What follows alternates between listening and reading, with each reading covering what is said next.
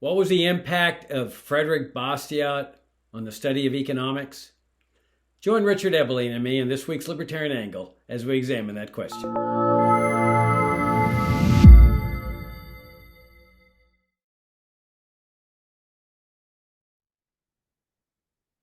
Hi, I'm Jacob Hornberger, president of the Future of Freedom Foundation, and welcome to this week's Libertarian Angle, the show that brings y'all the principled case for the libertarian philosophy. I'm joined by my co-host, Richard Ebeling, professor of economics at the Citadel. Hey, Richard, how's it going? It's going good. Good to be with you and our viewers and listeners. Yeah, thanks for tuning in. If you're new to FFF, just getting exposed to what we do with this particular segment of Libertarian Angle, come and visit us at fff.org for around 34 years of principled arguments on virtually every aspect of libertarianism. Subscribe to our FFF Daily, to our YouTube channel, of course, to our monthly journal, Future of Freedom, Facebook, Twitter, and so forth. Okay, Richard, we've got this ongoing series now that you and I have had for a few weeks now on the classical economists. And I didn't realize it was going to expand into a multi-segment analysis, but I'm enjoying it, and I think you're enjoying it too. And I think it's helpful for people that, want to get a grasp of the overall history of economic thought and how it developed up into Austrian economics. And so we started with Adam Smith's great treatise, An Inquiry into the Nature and Causes of the Wealth of Nations. And we worked our way up to some of the classical economists, building up to the Austrian school. And we hit David Ricardo and John Stuart Mill. And last week we talked about the French economist Jean-Baptiste Say. And we were getting ready to talk about one of my real heroes in the libertarian movement. And I think that this guy is heroic for most libertarians, and that's Frederic Bastiat. And before I hand it over to you to tell us a little bit about Bastiat, I thought I'd give you my own personal experience of how I encountered Bastiat. When I discovered libertarianism in the late 1970s, I was in my late 20s, and I was just absorbing everything I could find on libertarianism and particularly economic thought, and specifically Austrian economics. And of course, I did what most everybody does. I come across Frederic Bastiat, and the books were being sold by the Foundation for Economic Education. So I bought all four books, including the little book called The Law, that just bowled me over. I mean, I was a lawyer, and here am I reading this just fine treatise that I never learned about in law school. But little thin book, not really a treatise, but an exposition.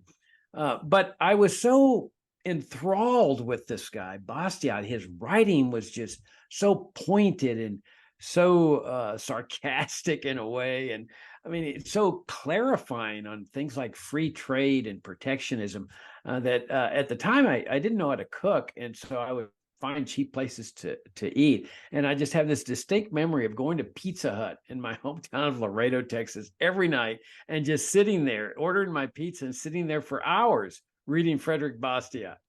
And it was just a marvelous experience. The petition of the candlestick makers, which I'm sure you'll talk about. I mean, it's just priceless. And so I can't recommend Bastiat highly enough to everybody. And then, of course, I later read stuff about him. I remember there was a great book by George Roach, who you mentioned earlier, was at Hillsdale College as the president, had served as program director at the Foundation for Economic Education. And he wrote this great biography, Frederic Bastiat, A Man Alone. And that here was Bastiat, expressing these ideas, libertarian economic ideas, and they just didn't take. Now he got elected to the parliament there, so that he obviously was a popular guy in his home district. But in terms of the overall French situation, I think that's what Roach was referring to, is everybody rejected his ideas. But the irony is that his influence, in our time has been unbelievable. I'm sure he never could have imagined that. But it really goes to show you that when you stick with your principles, people may not pay attention to you in your own lifetime, but look at the effect you have later on people's lives. So on that note, why don't I turn it over to you and tell us a little bit about Frederic Bastiat in the context of the classical economists. Well, Frederic Bastiat was born in 1801 He tragically died relatively young in 1850, barely 49 years old, of tuberculosis. He was orphaned when he was a relatively young boy, and he went to live with a relative in the French countryside. His relative owned a farm and estate, and he grew up there, and he was expected that he would inherit it, which he eventually did, but he really ended up not having any interest in agriculture. He became interested in the ideas, and he came across the ideas of the free trade writers in England, the Richard Cobdens, the John Brights, the Adam Smiths, the David Ricardos, of course, Jean-Baptiste Say in France itself. And he became quite enamored with these ideas and quickly turned towards a very free trade, free market perspective based upon it. But he had a neighbor, farmer. And of course, remember, there's no cars then, there's no telephones. Your neighbor may be miles away and you're either riding a horse or horse-drawn wagon. And so what they would end up doing and this neighbor, he started debating these economic and political issues with him. And according to the accounts that I've read, his neighbor was what we would today call socialist in his orientation. And so they started corresponding with each other, like their neighbors, but through the post. And they would argue these political and economic matters. And so basically it was through this correspondence, as I've understood the biographies, he basically honed his writing skills, his argumentation rhetoric, finally persuading his neighbor to give up socialism and accept the free market. But all his reading and his sort of writing in this fashion made him be drawn to try to reach a wider audience. He had been greatly inspired by the free trade movement in England. He ended up corresponding with Richard Cobden, and I believe Bright as well, but certainly Richard Cobden. He began writing these in a flash. I mean, he dies when he's about 50 or so, and it's really only in the last 10 years of his life that like a flood gushing forth comes this huge quantity of essays, little monographs, lectures, papers. And as you were saying, there's a wit, there's a charm, there's a biting sarcasm as he's trying to show the reductio ad absurdum, the craziness, the stupidities, the illogic, the irrationality of the arguments of the protectionists, the government, the arguments of the advocates of government regulation, of subsidies for some industries and penalties for others, the idea that human beings are inherently in conflict in the society. And he started just going these essays that are amazing in nature. And what a number of commentators have said, that in spite of his biting wit and his sarcasm, his purpose was never to ridicule or embarrass or insult the author, but to show the absurdities of the writer's ideas. In other words, challenge and criticize and show the contradictions and inconsistencies and, in fact, the absurdities in the other person's ideas, but never to do an ad hominem of attacking them, ideas, not the person. And of course, you referred to one of his most famous ones, the candle makers petition. And he's trying to show the absurdity of this. And he says that the candle makers have made a petition that the government needs to do all in its power to protect them from an unfair competitor. This unfair competitor produces illumination for a good part of the day at seemingly no cost of providing it, and therefore can supply it to any and all users for, quote, free. And how can the candlestick makers, who incur the cost of labor and resources and machinery to make candles, how can they ever compete with a rival who gives his product away for free for a good part of the day? And who is this unfair competitor? The sun. The sun. It illuminates for most of the hours of the day, and it's outside. And if the windows are left open, it comes inside. And if we only could command that everyone shutter their windows and close their doors, whether it be day or night, then their market and jobs would be protected. The other instance that he talked about is that imagine that I forget the name of the essay, but imagine that there's there's a mountain separating two towns. And it's very costly to try to go around the mountain. It's certainly difficult and expensive to try to go over the mountain. So finally, it's decided that it would be economically advantageous to build a tunnel through the mountain, because then the costs of transportation would be greatly reduced to move both men and goods and material, and both communities would benefit. But then once this occurs, the respective town governments on each side of the mountain put up a tariff barrier on their entrance to the tunnel to immediately impose higher costs than their rivals are imposing. So the point is that what's the purpose of building the tunnel? To save on transportation costs, if it's all going to be absorbed by the state through taxing and making the goods that otherwise would flow a lot less expensively more expensive. And he just said he had this ability to do this. Now,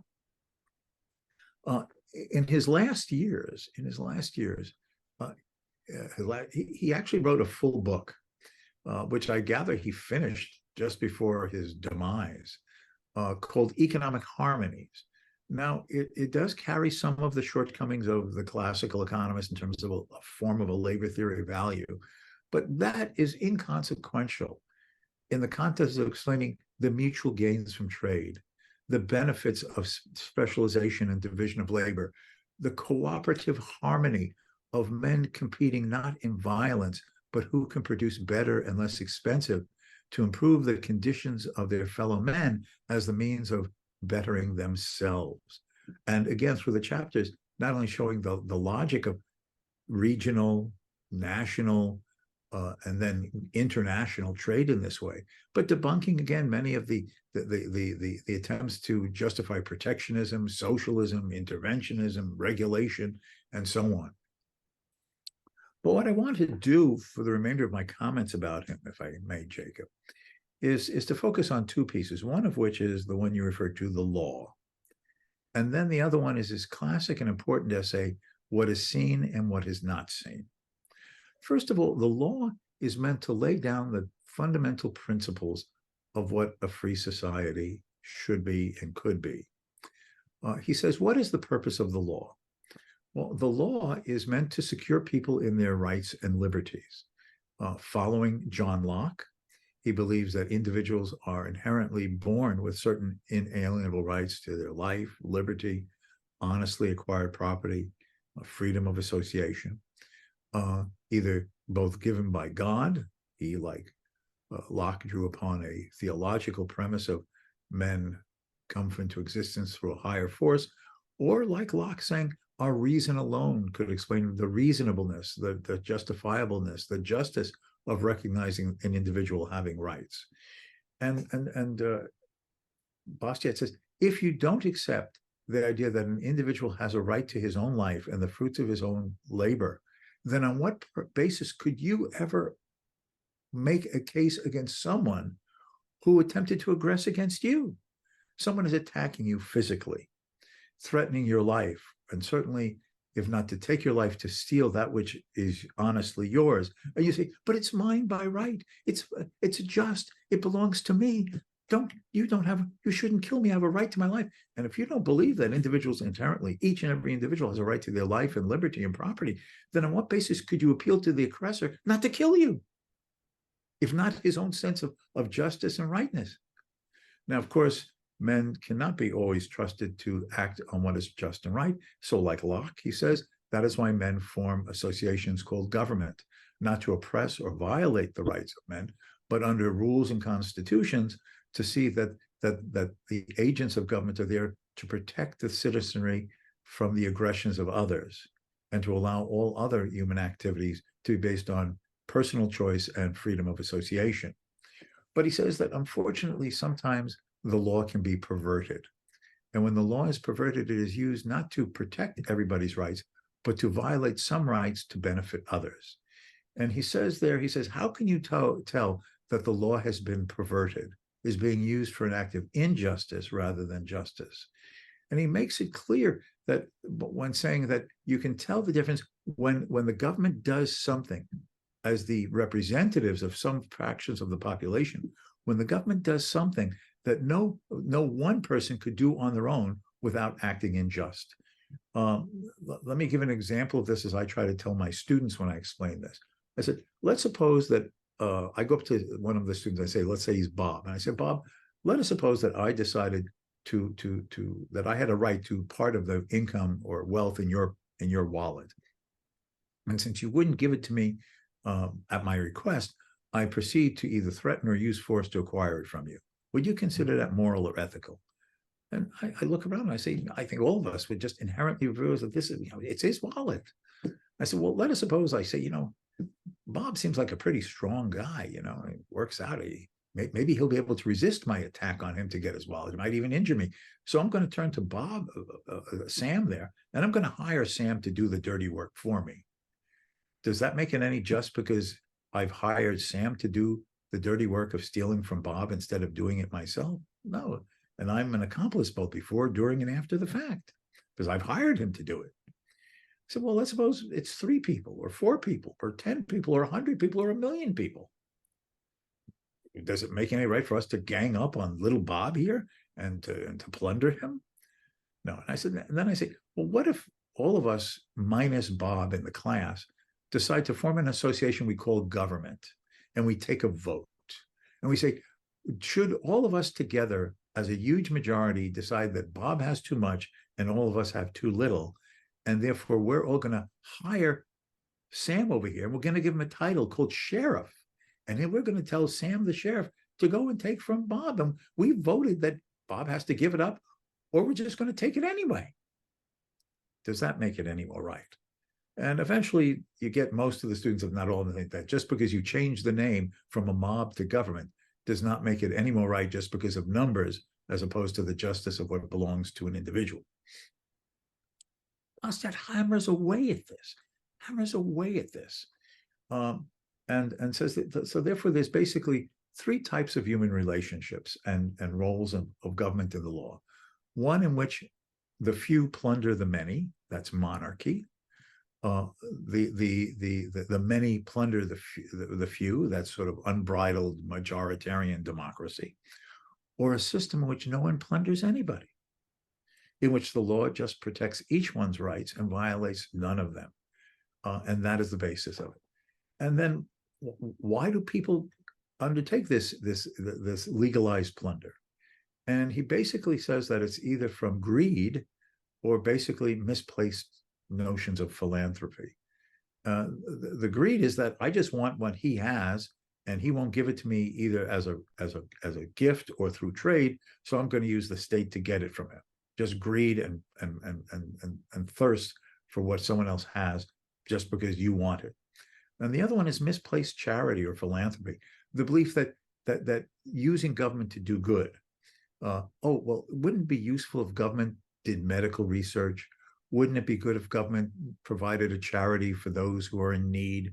Wouldn't it be good if government gave people education? And of course, you go on and on and on and on. And Bastiat says this is misplaced for a variety of reasons. One, it is not an act of charity if you use force to get people to do something which you cannot persuade them or their own conscience does not lead them to do. And therefore, it is not an act of charity to force people to do good. That can only come through freedom of choice of either their own conscience or persuading them to see the benefit of an act. And the second one, it just undermines the entire principle, because it's then presuming that the paternalist charity imposer knows what's right and good, and therefore it misdirects and misguides it and wastes it in ways that would be done better and more effectively and efficiently if left to the good works of voluntary individuals. And that is a profound argument from the notion of rights to legal versus illegal plunder, to the idea of why people do it and misplaced charity and the injustice and counterproductiveness of that. It's one of the best essays ever written. I believe that essay, if read with an open mind, is one of the most persuasive things ever penned to win people over to the principles of liberty. You could still argue with Bastiat. You could say that Bastiat didn't consider this or didn't consider that, or what about this counter argument? But the fundamental argument that Bastiat lays out of the law is a profound defense of the efficacy and the morality of individual liberty in the free society. And as an extension of this is his famous essay, What is Seen and What is Unseen. All right, let me interrupt you there, though. Before we go to that essay, I wanted to amplify on something you said in the candle makers petition, because I'm sure you're going to get into this with respect to the broken window. Right. But I think it was important. It's important to emphasize that the candle makers were also arguing that if the law required everybody to board up their windows and to protect them from the unfair competition of the sun, that this would produce jobs and prosperity for everybody in society. Right. Because now, more candles are going to be made, and that's a big boon to the candle industry. And people get hired there and expand production. And the glaziers are making more money. They're going to have more money to spend. So this would be a very beneficial law to require everybody to board up their windows where they cannot open up the windows to receive this unfair competition from the sun. Well, the argument would be extended to overseas competition, that people are trying to compete against domestic producers with low-cost labor, low-cost other factors of production in their home countries. Is not free like the sun, but it's low cost. And therefore, that's unfair. And that by putting up a protectionist barrier, you're actually benefiting the American society, because now the producers are going to be able to sell more, and they're going to be able to expand production and buy local and all this stuff. So it was just a brilliant reductio ad absurdum critique of protectionism. Right.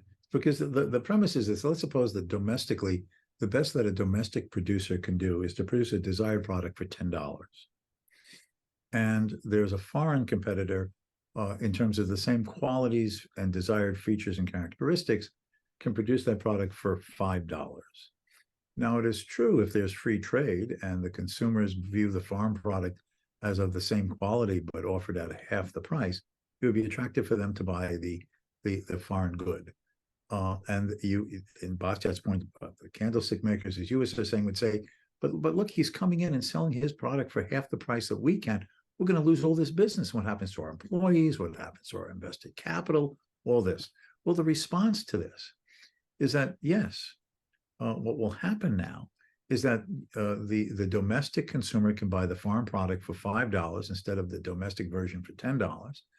But at the same time, that has freed up $5 in his pocket to buy things that previously he couldn't afford to buy. And now he has the desired product for $5, and he now spends $5 on product A and product B and product C. And yes, the domestic producer of that particular product may see a loss of his sales and a reduction in value of his invested capital if he cannot find ways to match his now foreign successful competitor. But that's the very nature of the free purpose of competition, to constantly be trying to make the better and less expensive mousetrap. That otherwise what you're saying is that I'm going to restrict and control who my domestic consumer can buy from, and make him pay more and tie up scarce resources that are delaying the improvement. Because in the long run, by allowing that freedom of trade, while I may have to transform and modify and shift what I as a producer produce and where I produce it and where my employees now be employed and what they're doing, you're slowing down the rate of economic betterment. Because besides having the product for $5, I could now have an extra pair of shoes, or an extra hat, or an extra bunch of bananas to buy for my kids when I go shopping. And that means that the domestic producer who maybe cannot match that competition, he finds a different, more competitive and profitable niche in the market, and he benefits from the greater supplies and lower prices himself. So at the end of the day, all benefit. Even in the short run, it requires people under the pressure of rivalrous competition, cost efficient and product quality competition, to modify and adjust and accommodate themselves to a new pattern of how they earn their living in the division of labor. It would be the equivalent. Again, I sometimes tell my students, I say, imagine if protectionists could freeze the economy as what it was in 1776. We don't want foreign competitors coming in to try to sell lower cost products. Well, we want to control our domestic rivals so they don't try to undermine any of our respective sales. What would the U.S. economy look like today? It would look like the economy of 1776. Do you want to ride in a horse instead of a car? Do you want to have to clean up horse poop in the barn instead of just putting your car through the car wash?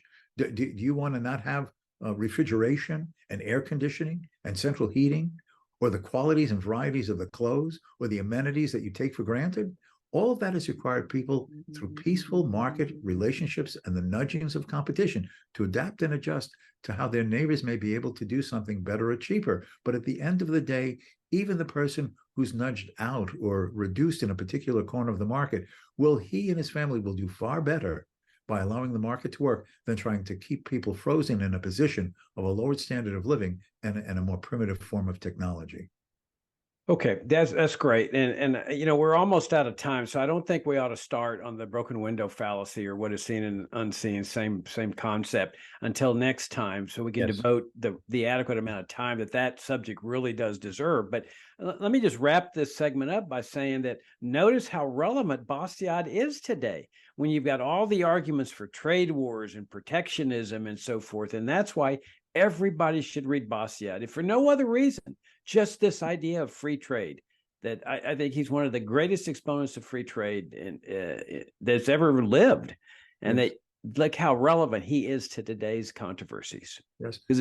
Yes. Some famous economists, such as Joseph Schumpeter, in his History of Economic Analysis, tried to refer to Schumpeter as a witty and brilliant mere pamphleteer, as if that's a put down, mere pamphleteer, not a serious person.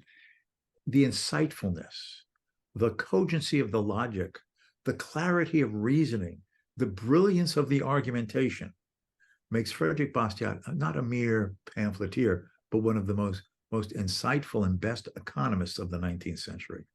Okay. On that great note, we'll wrap things up. Thank you all for tuning in.